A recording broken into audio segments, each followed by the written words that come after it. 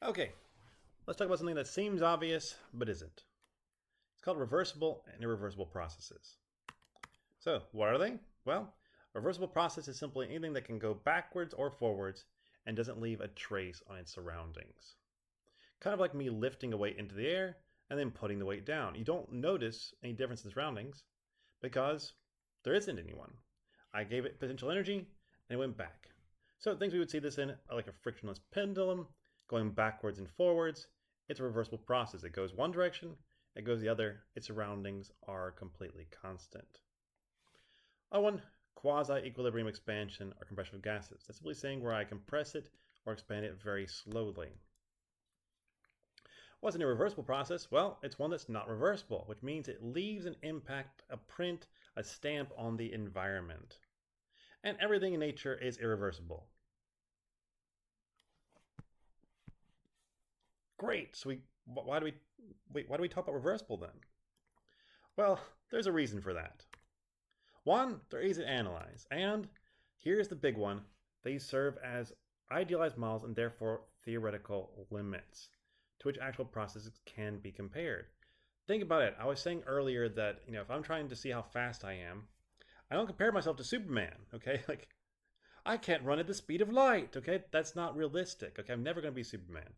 I can compare myself to maybe like Usain Bolt, somebody who's very, very fast, and say, okay, well, I'm a quarter as fast as him. I'm half as fast as him. Or, sorry, we're talking about fast here. So it took me twice as long as him, or 4 times as long as him.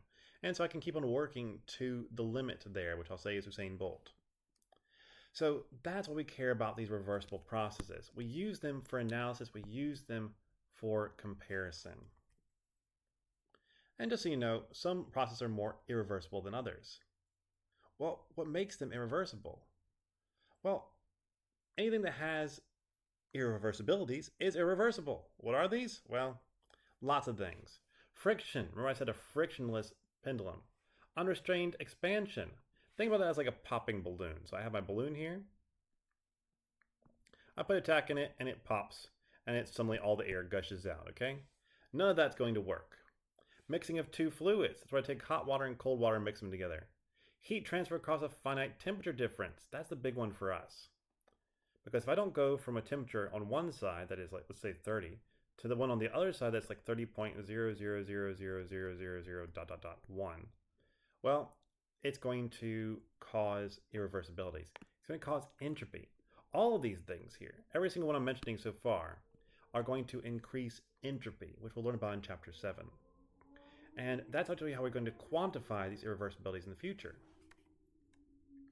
Because anything that creates entropy, any of these effects, makes it irreversible.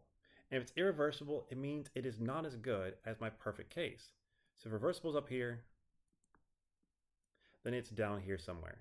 And I want to reduce its irreversibilities, because when I do, I will move it up. Okay? So the more irreversible I am, the less efficient, the worse it is. The less irreversible I am, the more efficient, the better it is.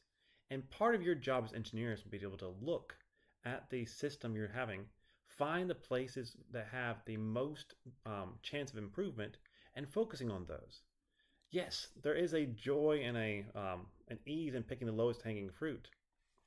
But if all those lowest hanging fruits are tiny, you're not really having a big effect. Find the biggest, most important problems first and deal with those. Oh, went too far. So remember, we want to make these things irreversible as possible. We want to remove places where entropy is generated, that chaos we'll learn about in Chapter 7. And when we do that, we make our systems more efficient and produce more work. And we approach that limit, which is the reversible limit, which we use to compare everything to. Thank you so much. Next time we'll talk about how we calculate the efficiency for that reversible limit. Bye-bye.